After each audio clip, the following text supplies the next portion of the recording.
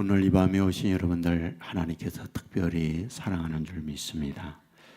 우리 브라질 선교교회에 목회하고 계시는 이기순 목사님이 한국을 방문하고 오늘 저녁 우리에게 말씀을 전할 수 있는 기회를 허락해 주셨는데 너무 감사합니다. 우리 목사님이 한국에서 목회를 하다가 브라질에 가면서 자녀들을 우리 교회에다가 다 놓고 가버렸어요. 그래서 자녀들이 여기서 신앙생활을 잘하고 또 여기서 시비도 가고 또 이런 은혜를 계속 주시는데 이번에 목사님이 또 방문을 해서 또 자녀들이 있는 교회이고 또 우리 교회를 사랑하고 그래서 말씀을 전할 수 있는 기회가 돼서 감사합니다. 이 시간 올바른 신앙 지식 이런 제목으로 말씀을 전할 때에 큰 은혜가 넘치는 시간 되기를 바랍니다. 나오실 때 우리 박수로 맞이해 주시면 감사하겠습니다.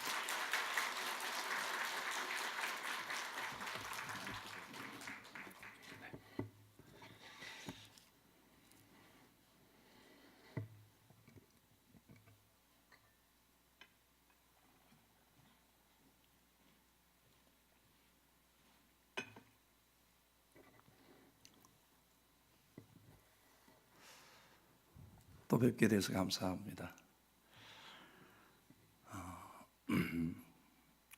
올 때마다 딸이 여기서 신앙생활을 하기 때문에 또 목사님 이렇게 늘 불러주셔서 또 귀한 강단을 맡겨주신 것을 생각할 때마다 감사함을 드립니다.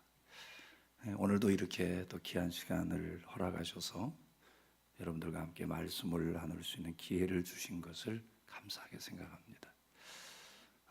지난 금요일에 도착을 했습니다. 지난번에 말씀드린 것처럼 브라질에서 한국까지는 비행기 타는 시간 한 24시간 정도 됩니다. 그리고 기다리는 시간까지 합치면 약 30시간 정도가 걸립니다.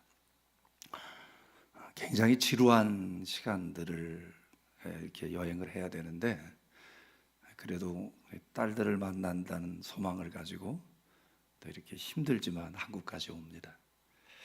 그 생각을 하면서 이런 생각을 하죠. 우리 예수님 만나는 것도 똑같다. 우리가 신앙생활하면서 참 많은 어려움과 힘든 일들이 있겠지만 예수님 만난다는 그 소망 때문에 우리가 힘든 일도 감내하고 또 고난도 다 극복하고 가지 않을까 그런 생각을 합니다. 은혜가 되시기를 축복합니다. 올바른 신앙 지식 이런 제목을 잡았는데요. 이유가 있습니다.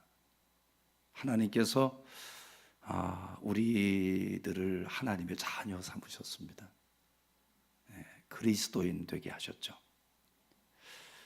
그런데 하나님께서 우리 그리스도인들에게 하나님의 자녀된 우리들에게 신앙과 삶의 그 규범을 주셨습니다. 그게 뭐냐면 구약 성경과 신약 성경입니다. 근데 중요한 게 뭐냐면 이렇게 구약 성경, 신약 성경 66권의 말씀을 주셨는데도 불구하고 우리가 신앙생활을 말씀과 함께 한다는 건 쉽지가 않다. 제가 지금 브라질에 있는 선교교회라는 교회에서 이제 앞으로 몇 개월 있으면 6년째 목회를 하고 있는데 목회를 하면서 제가 느끼는 게 하나 있습니다. 그게 뭐냐면 말씀을 많이 사모하는 건 다 똑같습니다. 하지만 그 말씀을 통해서 이 변화받은 삶을 산다는 건 생각보다 쉽지 않다. 여러분들이 동감하실지는 잘 모르겠지만 참 쉽지가 않습니다. 그래서 올바르게 하나님의 말씀을 바르게 깨닫고요. 그 말씀을 따라서 우리가 신앙생활을 한다는 것은 굉장히 중요한 일 중에 하나입니다. 오죽하면 올바른 신앙 지식을 바로 갖지 못하기 때문에 이단들이 양산되는 거죠. 우리 주변에 이단들이 많이 있지 않습니까? 나름 뭐 여러 가지 많은 주장을 하지만 올바른 신앙 지식을 갖지 못했기 때문에 이단들이 많이 우죽순같이 일어나고 있다는 겁니다. 이제 그런 면에서 오늘 저와 여러분들이 이 하나님의 말씀을 받을 때마다 올바른 신앙을 갖고요, 그 올바른 신앙 지식에 근거를 해서 하나님을 섬긴다는 건 굉장히 중요한 일 중에 하나다. 그래서 우리가 오늘 함께 읽은 이 마태복음 19장 전체를 다 읽진 않았지만 이 마태복음 19장 보면 예수님께서 우리들에게 올바른 신앙 지식을 심어주는 메시지를 몇 가지 주세요. 그 중에서 저는 오늘 이 세 번째 이야기를 좀 함께 나누고 싶은데요, 잘 아시겠지만 우리 예수님이 사역하실 때마다, 말씀 전하실 때마다 늘 부딪혔던 사람들이 있었습니다. 누군지 아시죠? 서기관들, 바리새인들, 혹은 좀 더 얘기한다면 사두개인들. 여하튼 예수님 하시는 사역이나 말씀을 지켜보면서 끊임없이 시비를 걸고 예수님에게 도전장을 냈던 사람들이 바로 이 사람들이었습니다. 그럴 때마다 놀라운 건 뭐냐면 우리 예수님께서 한 번도 그들을 향해서 막 그냥 막대하시지 않고요, 바른 올바른 신앙을 갖도록 가르치시고 지도하셨던 사실을 우리 성경 속에서 찾을 수가 있다는 겁니다. 그런 면에서 오늘 여기 19장에 있는 말씀도 잘 살펴보면 말씀을 드리지는 못하지만 이혼에 관한 문제라든가 또 어린아이들을 상대하는 문제라든가 또 오늘 함께 나눌 이 말씀 속에 보면 영생에 관한 문제라든가 이런 것들에 대한 올바른 신앙 지식을 갖는다는 것은 그렇게 쉽지가 않다. 그래서 오늘 그 얘기를 함께 나누면서 오늘 수요일 저녁에 함께한 저와 여러분들이 주님이 주시는 말씀을 통해서 올바른 신앙 지식을 좀 가지면 좋겠다. 다는 아니겠지만 극히 일부의 지식이지만 이것만이라도 우리가 정확하게 잘 알고 있으면 좋겠다.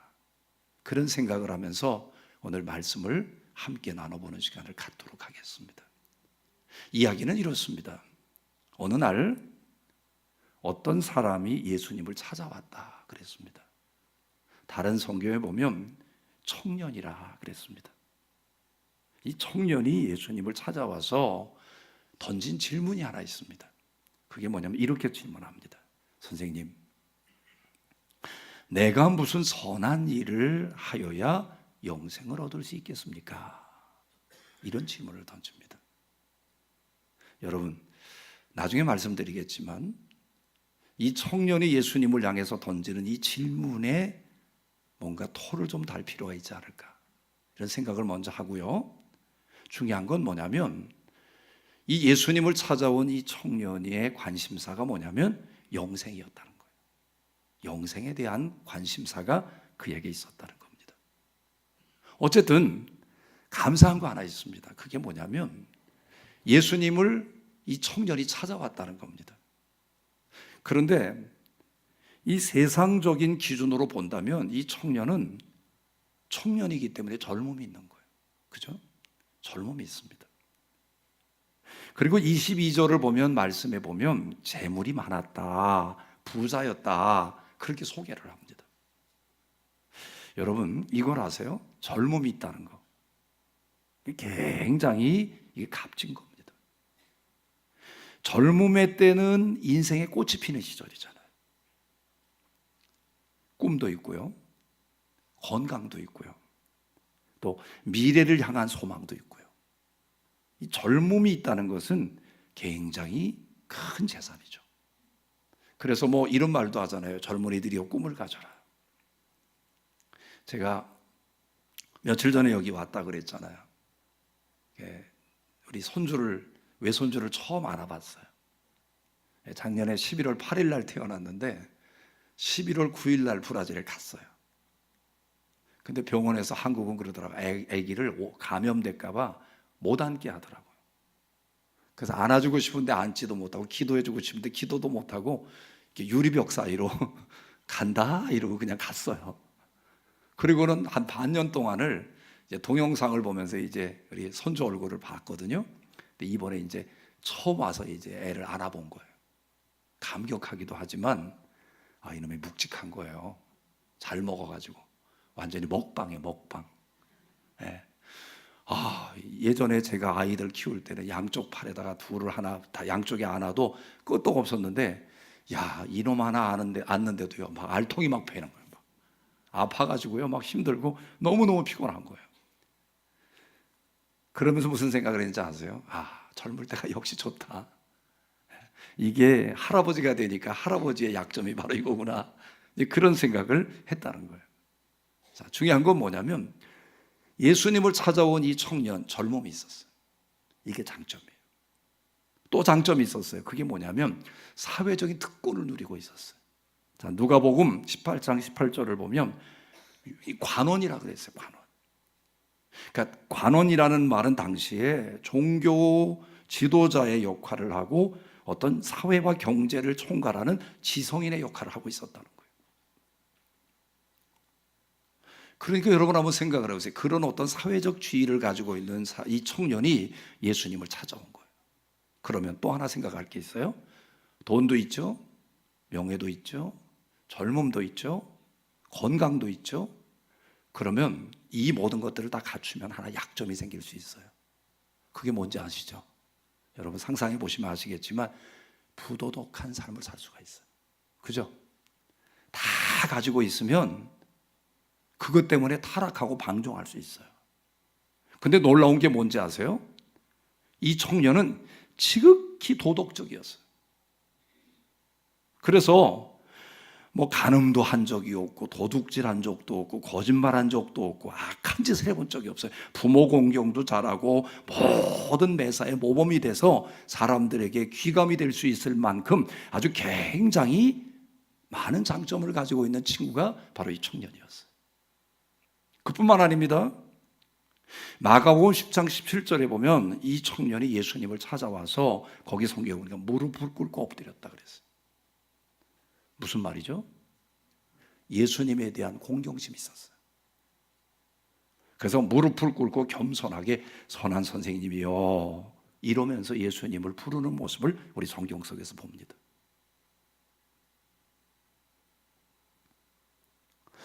그리고 와서 이 청년이 예수님을 향해서 하는 질문이 뭐라고 그랬어요? 내가 무엇을 하여야 영생을 얻겠습니까? 잘 들어보세요. 건강도 있어요, 젊음도 있어요, 돈도 있어요, 명예도 있고요, 신앙적인 겸손도 있고요, 도덕적인 완벽함도 갖추고 있었어요. 그런데 문제가 뭐냐? 한 가지 해결하지 못한 게 있었어요. 그게 뭐냐면 영생에 관한 문제예요. 영생. 다른 말로 말하면 구원에 대한 문제에 대해서는 해결이 안 된 거예요. 여러분, 이게 세상이에요. 세상에서는요, 저와 여러분들보다 훨씬 더 많은 것들을 가지고 있는 사람들이 얼마나 많은지 몰라요. 그런데 그럼에도 불구하고 저들에게는 영생이 없다는 거예요. 그에 비해서 우리들이 세상 것을 충분하게 갖지 못했을지라도 영생을 가지고 있다면 복된 사람인 줄 믿으시면 아멘. 최고의 복을 드리는 거예요. 그걸 우리가 깨달아야 돼요. 이제 여러분, 이제 다시 질문 드릴게요. 이 청년이 예수님을 향해서 내가 무엇을 해야 영생을 얻겠습니까? 라고 하는 질문 속에서 이 청년의 문제가 뭔지 아세요? 무엇을 해야 그랬어요. 이 청년이 가지고 있는 잘못된 신앙지식, 잘못된 영생관이 뭐냐면 뭘 해서 영생을 얻겠다고 생각했다는 거예요. 다시 말하면 선하게 살고 율법과 도덕을 잘 지키면 구원받을 수 있겠다. 그게 가지고 있는 생각이었어요. 여러분에게 묻습니다. 여러분, 구원받는 길이 뭐라고 생각하세요? 제가 가끔 교인들한테 이런 질문을 던져요. 혹시 천국 갈 확신이 있으세요? 그러면 10사람 중에 몇 사람은 저한테 이렇게 대답을 해요. 아유, 목사님 아직 자신이 없죠. 왜요?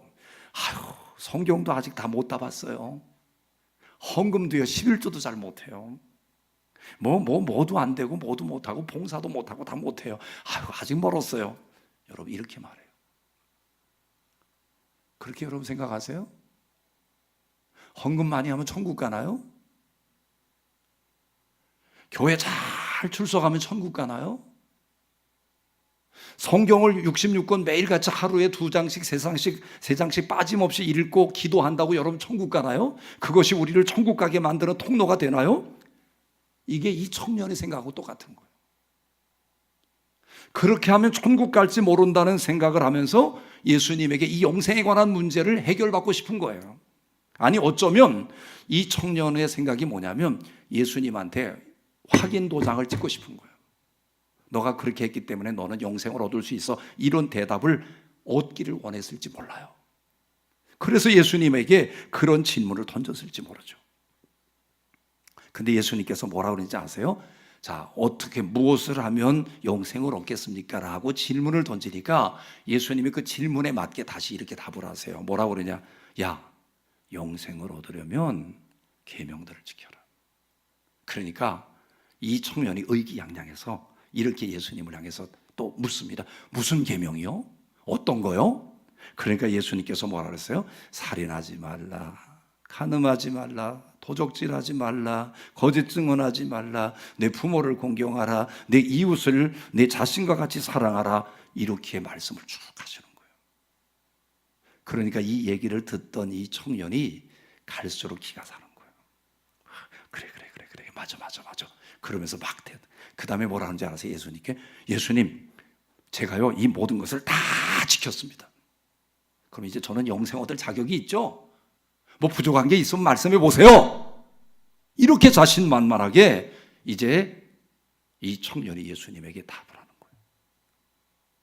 그때 예수님께서 이렇게 말씀하세요. 야, 내가 온전하고자 하냐?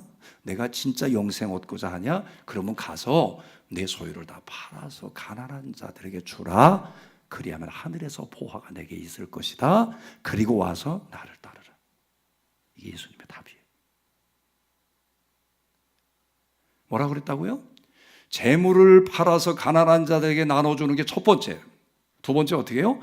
영생의 주인 되시는 예수 그리스도를 따르라는 거예요. 따르라는 거예요. 그랬더니 어떻게 했어요? 이 청년이 재물이 많은 거로 근심하며 갔다 그랬어요. 다른 말로 말하면 고민하고 영생 얻기를 포기하고 떠났다고 말해요. 자, 여러분 다시 말씀드리지만 이 청년이 세상적으로 볼 때는 부러울 것 없을 만큼 모든 것들을 다 가지고 있었을지 모르지만 인생에 있어서 가장 중요한 문제인 영생의 문제를 포기하고 물질의 욕심을 부리고 예수님을 떠나버렸다. 예수님을 따라가는 일을 결단하지 못하고 그리고 자신의 인생길을 갔다. 그러면 여러분 답이 뭐죠? 이 청년이 영생을 얻을 수 있는 기회를 얻었을까요? 못 얻었을까요? 못 얻었어요. 놓쳐버린 거예요. 그래서 저는 이 청년의 모습을 보면서 참 불행한 인생이다. 세상 거 다 가지고 있다고 할지라도 예수 그리스도를 만나지 못하고 예수 그리스도를 통해서 영생을 얻지 못하고 구원 얻지 못했다면 이것처럼 불행한 일이 또 있을까? 또 있을까?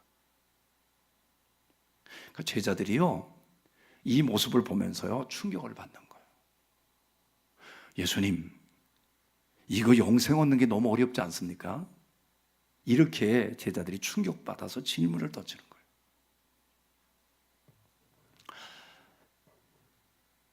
여러분, 이제 좀 지나간 책이긴 하지만 이런 책이 있어요.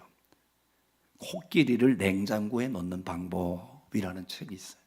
자, 여러분에게 한번 여쭤볼게요. 코끼리를 어떻게 냉장고에 넣어요?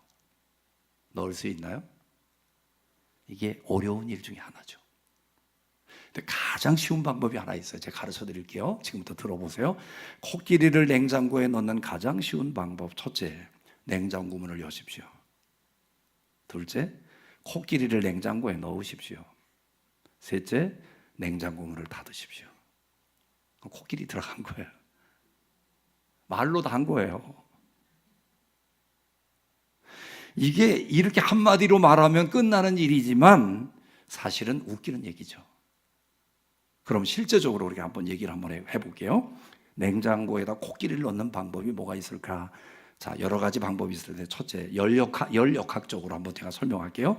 냉장고의 온도를 올려서 열 팽창을 시켜서 냉장고를 크게 확장시키고, 그 다음에 코끼리는 온도를 낮추어서 수축시켜서 냉장고에 넣는다. 이게 열역학 방법이에요. 뭐 좀 어려운 설명일지 모르지만 그냥 넘어가셔도 괜찮아요.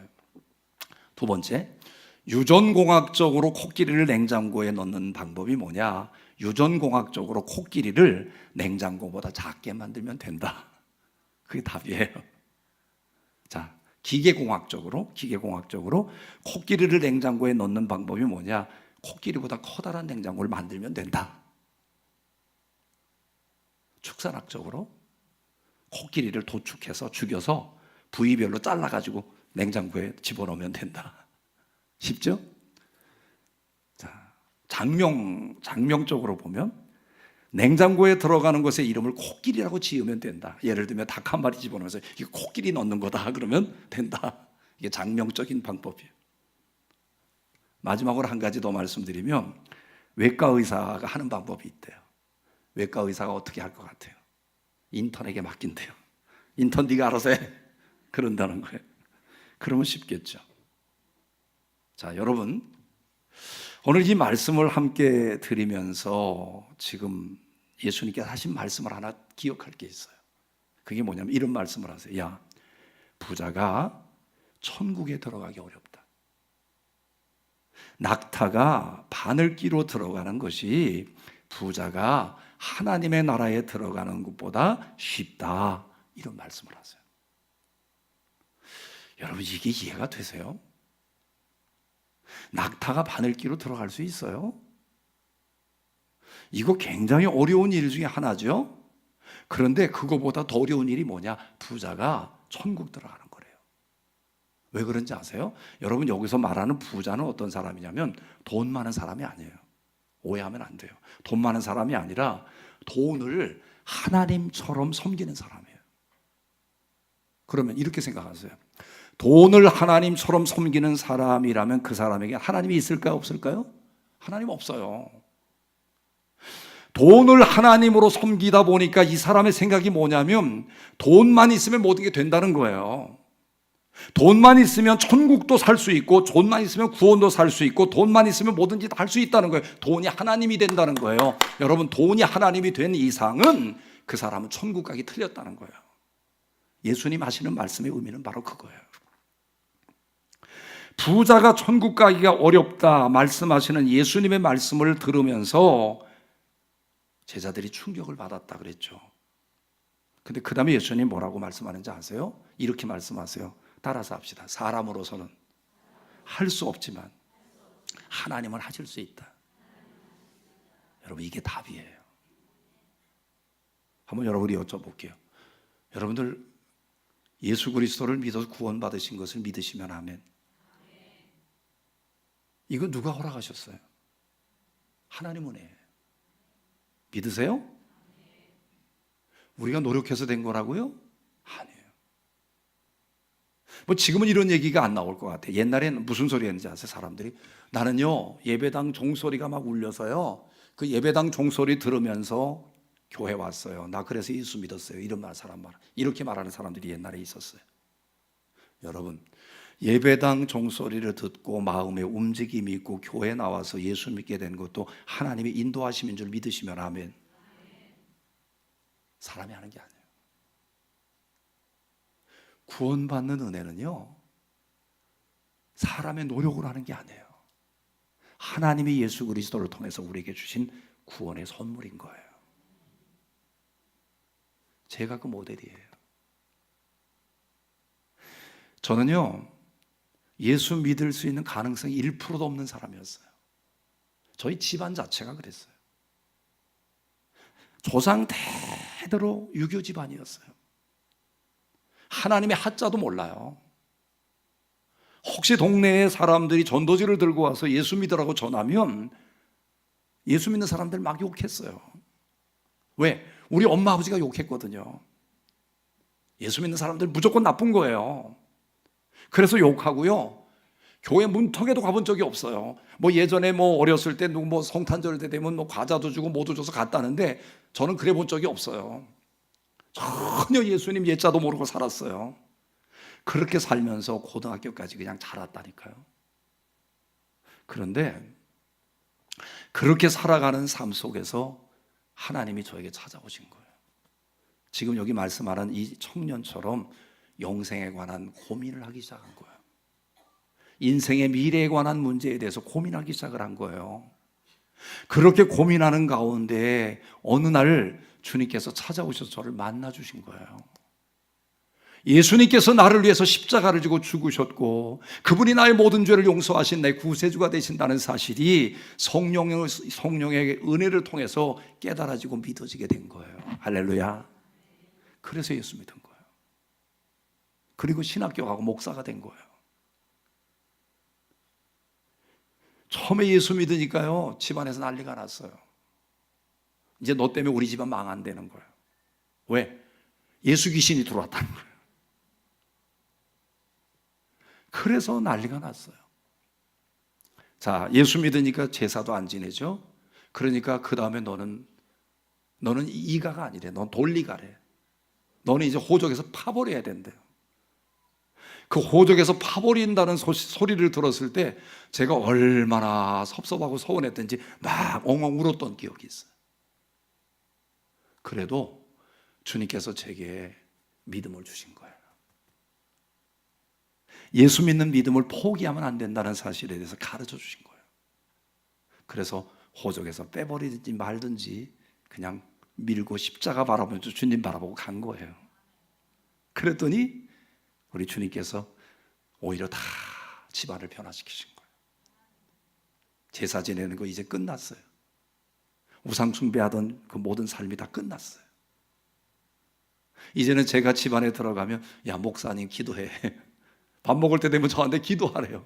어떤 일이 있으면 기도하래요. 이제 변하기 시작하라는 거예요. 여러분 다시 말씀드리지만 제가 이렇게 살아갈 수 있는 것은 전적으로 하나님의 은혜인 거예요. 예수님 만난 것도 전적으로 하나님의 은혜인 거예요. 사람으로 할 수 없어요. 혹시 여러분들 중에 이런 분들 계실 거예요. 누구 주변에 혹시 남편이라든지 가족이라든지 예수 믿지 않아서 고민하는 분들이 계실지 몰라요. 심지어 제가 만난 많은 집사님들 중에는 자녀들이 교회 생활 안 하는 거예요. 신앙생활 안 해요.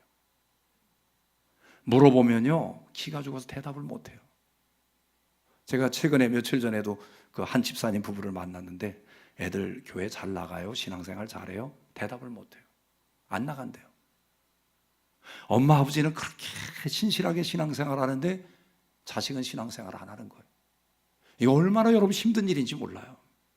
그래서 저는 그랬어요. 저는 제 딸들이 넷 있거든요. 넷 있는데 얘네들이 신앙생활하고 주님을 섬기는 이런 모습들을 보면서 얼마나 감사한지 몰라요.